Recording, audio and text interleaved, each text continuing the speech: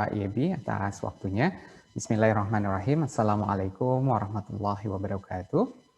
Waalaikumsalam warahmatullahi wabarakatuh. Salam sejahtera untuk kita semuanya. Alhamdulillahirrahmanirrahim. Puji syukur kita panjatkan kehadirat Tuhan yang Maha Kuasa atas berkat rahmat dan limpahan nikmat yang diberikan kepada kita, sehingga kita bisa bertemu walaupun tidak dalam kondisi bertatap muka langsung. Tapi mudah-mudahan pada kesempatan hari ini sinyal mendukung, cuaca mendukung, kemudian deliver materi juga tersampaikan dengan baik. Yang saya hormati Ibu Direktur Vira Makarya, yang saya hormati Ibu Dekan Fakultas Teknik Sipil dan Perencanaan Universitas Islam Indonesia, kemudian yang saya hormati Ibu Elita selaku MC pada kesempatan hari ini, serta Pak Yebi Uriandela selaku moderator dalam acara 2 hari pada kesempatan kali ini. Alhamdulillah hari ini setelah disampaikan oleh Pak Yebi tadi bahwa pesertanya cukup beragam dari berbagai macam lokasi di Indonesia. Ini menyemangati kita bahwa ternyata kita berpotensi, mudah-mudahan semangat kita bisa menghasilkan generasi-generasi yang ramah lingkungan. Karena kita tahu bahwa kondisi saat ini, kondisi lingkungan mungkin menjadi nomor sekian, tapi paling tidak dengan acara hari ini bisa membuka pikiran kita bersama bahwa lingkungan tersebut harus menjadi nomor 1.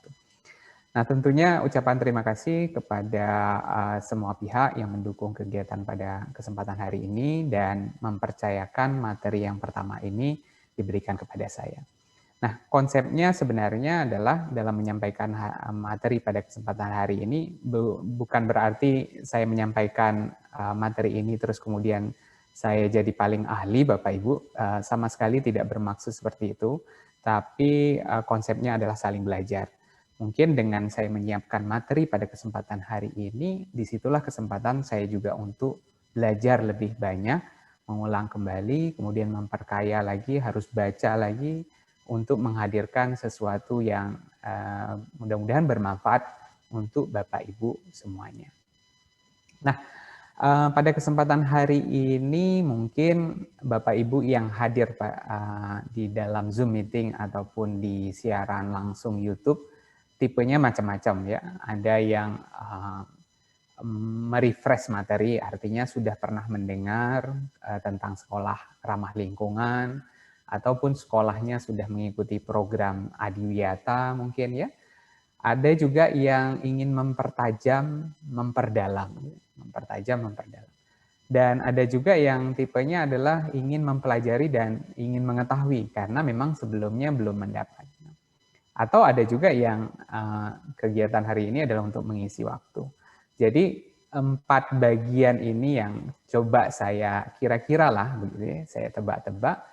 Akhirnya saya menyiapkan materi yang mungkin nanti Bapak Ibu yang bagian yang mempertajam dan merefresh materi merasa, oh materinya sudah saya pernah dapatkan ya, sudah pernah saya dengar dari mungkin sumber yang lain, dan seterusnya. Dan mungkin juga ada bagian-bagian yang, oh saya baru tahu ini, gitu ya. Jadi mungkin akan bersifat umum atau juga mungkin akan bersifat sangat spesifik untuk Bapak Ibu semuanya. Dan mudah-mudahan bisa bermanfaat. Artinya apapun itu mudah-mudahan kita bisa mewujudkan generasi-generasi yang ramah lingkungan. Nah, terkait waktu tadi yang diberikan oleh moderator, saya usahakan tidak sampai 1 jam lah, agar Bu Anju juga nanti akan memberikan materi yang cukup menarik juga tentang, kalau tidak salah, tentang pengolahan air. Nah, dalam materi yang saya berikan pada kesempatan hari ini, saya coba terdapat 3 bagian. Yang pertama adalah bagian pertama, tantangan lingkungan. Ya, sedikit merefresh Bapak Ibu, ada berbagai macam problem apa sih sebenarnya di lingkungan kita, gitu ya. Terus kemudian yang kedua, saya akan bicara tentang sedikit pengantar sekolah ramah lingkungan. Bagaimana sih yang dimaksud dengan sekolah ramah lingkungan, bagaimana memulainya, dan seterusnya. Kemudian bagian yang ketiga adalah pengelolaan energi. Ya. Jadi tema khusus pada kesempatan pagi hari ini adalah tentang pengelolaan energi. Baik, untuk menghemat waktu, saya coba untuk masuk ke dalam materi yang pertama, yaitu tantangan lingkungan. Kalau bicara masalah lingkungan di Indonesia, ya, baik itu mungkin ya secara global juga ya Bapak Ibu ya, tapi kita ambil kasusnya di Indonesia, ini adalah sebagian kecil saja dari berbagai macam tantangan lingkungan di Indonesia. Saya tidak terlalu menarik membahasakan permasalahan. Gitu. Jadi kalau kita bahasakan permasalahan, kita akan selalu merasa kesulitan karena itu masalah. Gitu. Kita bahasakan dengan tantangan. Artinya mungkin dengan kondisi yang ada saat ini seperti itu, kita bisa mendapatkan sesuatu yang lebih. Mungkin akan ada nikmat lain yang kita akan dapatkan, akan ada inovasi, kreasi, kreatif, dan seterusnya. Dan mungkin juga akan menghasilkan peluang-peluang usaha yang baru. Jadi, saya menyebutnya menjadi tantangan. Tantangan apa saja yang ada di Indonesia? Ya, keanekaragaman hayati pastinya. Karena mungkin salah satunya deforestasi yang terus berlangsung. Kalau dari grafik tadi saya lihat dari Kalimantan ada nih, dari Kalimantan Selatan, Bapak Ibu yang hadir. Mungkin Bapak Ibu yang sudah beraktivitas cukup lama di sana, bisa melihat perubahan yang ada. Berapa banyak hutan yang sudah berkurang, artinya ada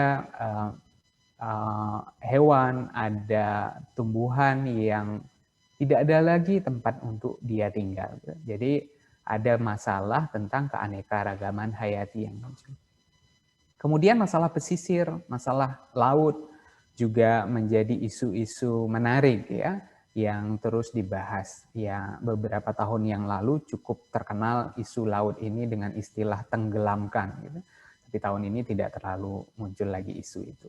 Kemudian daerah urban misalnya, ini juga daerah perkotaan yang boleh dibilang isu ini terus akan muncul karena memang penduduk masyarakat kita cenderung untuk memilih tinggal di wilayah perkotaan. Sehingga beban kota menjadi lebih tinggi, sampah di kota menjadi lebih banyak, air yang dibutuhkan di kota jadi lebih banyak, sehingga kota akan melebihi daya tampungnya. Gitu.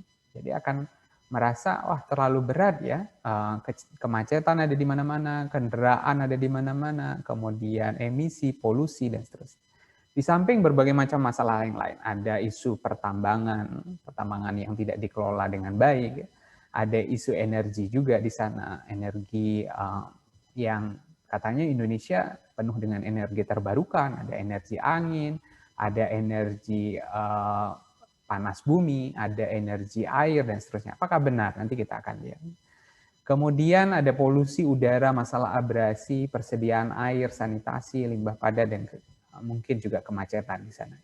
Jadi ini adalah ya bagian kecil sekali Bapak Ibu terkait dengan berbagai macam tantangan pengelolaan lingkungan yang ada di Indonesia. Nah, mudah-mudahan bisa menjadi penyemangat kita bahwa kita butuh generasi-generasi yang memiliki sedikitlah perhatian terhadap lingkungan. Jadi di tangan Bapak Ibu semuanya, apalagi tadi sebagian besar peserta pada kesempatan hari ini adalah Bapak Ibu guru. Nah, gambar ini pastinya Bapak Ibu semuanya sering melihat, ya. Ada kura-kura yang terbelit dengan jaring-jaring, ada bahkan sampah yang begitu banyak di lautan, sampah plastik terutama, terus kemudian ada hiu, ada paus yang terdampar, ini baru-baru ini di Wakatobi, ternyata pas dibelah di dalam perutnya ada sekian kilogram plastik, hampir 6 kilogram plastik yang muncul di sana. Kemudian ada bungkus-bungkus kemasan makanan, minuman yang hanyut begitu saja ke laut. Dan ini sempat viral juga ya. Fotonya sangat menarik sekali, tapi pas dilihat lebih detail kok jadi tidak menarik. Di sini ada cotton bud yang dibawa oleh kuda laut.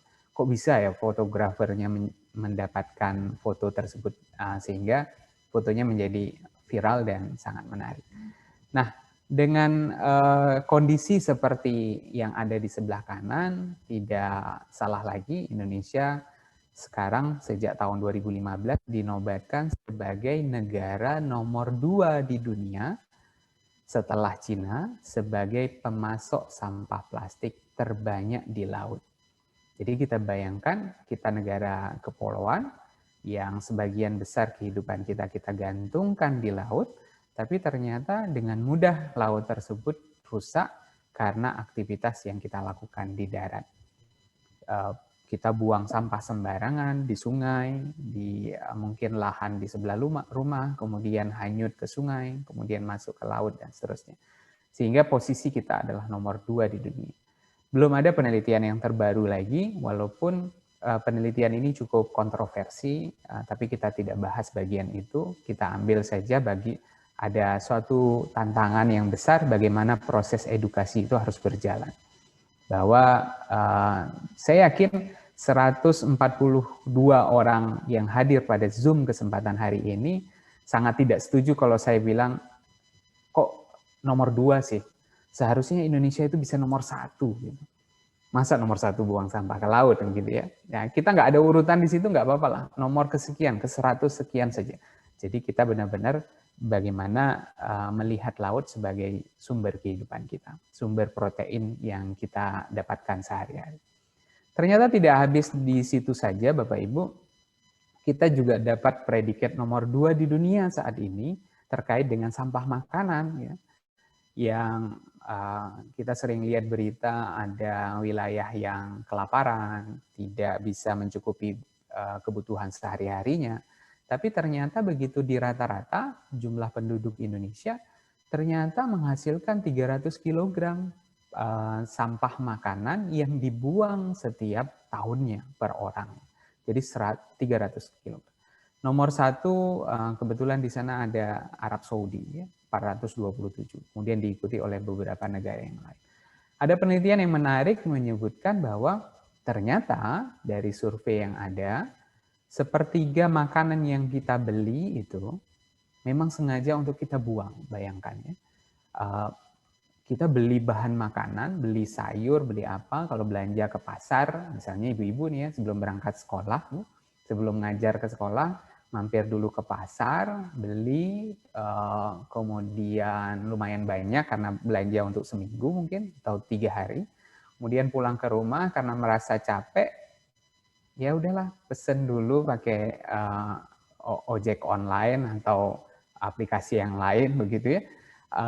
Sehingga apa, makanan yang dibeli tadi akhirnya masuk kulkas dulu, mungkin baru 3 hari kemudian atau 4 hari kemudian baru akan diproses untuk dimasak. Kemudian pas dimasak ternyata sayurnya sudah nggak seger, oh nggak seger ini nanti nggak sehat, kemudian kita buang. Oh rotinya sudah kadaluarsa nih, akhirnya dibuang juga. Jadi menurut penelitian ada 1/3 makanan yang kita beli itu sebagian besar adalah dibuang. Jadi kalau kita bilangnya ya sangat mubazir sekali, alangkah baiknya kalau kita bisa atur pola belanja kita yang baik. Nah, saya sering dapatkan masukan dari teman-teman yang urusannya mengelola sampah. Kalau ingin di rumahnya berhasil mengelola sampah, yang diedukasi duluan itu adalah ibunya.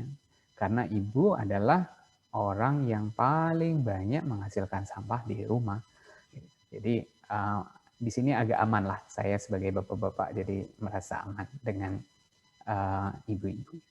Nah, kemudian sampah tadi dikumpulkan di suatu tempat, terus kemudian nanti akan diangkut menuju ke tempat pemrosesan akhir atau kita sebut sebagai TPA. Ya.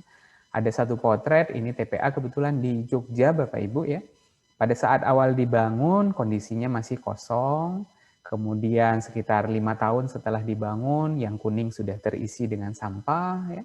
Kemudian 10 tahun kemudian sudah melebar ke bagian selatan, ditambah lagi sampahnya.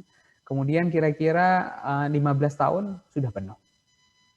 Nah, pada saat penuh, sudah menggunung sampahnya, berarti pemerintah daerah harus mencari lokasi yang baru untuk menampung sampahnya. Artinya akan ada problem yang baru lagi yang dihasilkan di sana. Jadi ini adalah berbagai macam tantangan lingkungan yang kita akan hadapi di masing-masing wilayah kota kita.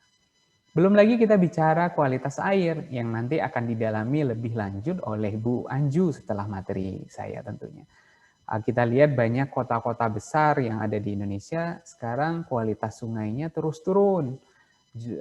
Lebih banyak, mungkin jumlah air dan jumlah sampah yang ada di sungai tersebut sudah hampir-hampir sama ya. Beberapa tahun yang lalu ada studi di Sungai Ciliwung, ya, 37% itu isinya sudah sampah, ya. Sedangkan sisanya air. Mungkin beberapa tahun sekarang menunjukkan angka yang berbeda juga. Padahal ya sebagian besar air PDAM itu bersumber dari air sungai. Jadi kita mengkonsumsi bisa jadi air dalam kondisi yang kotor.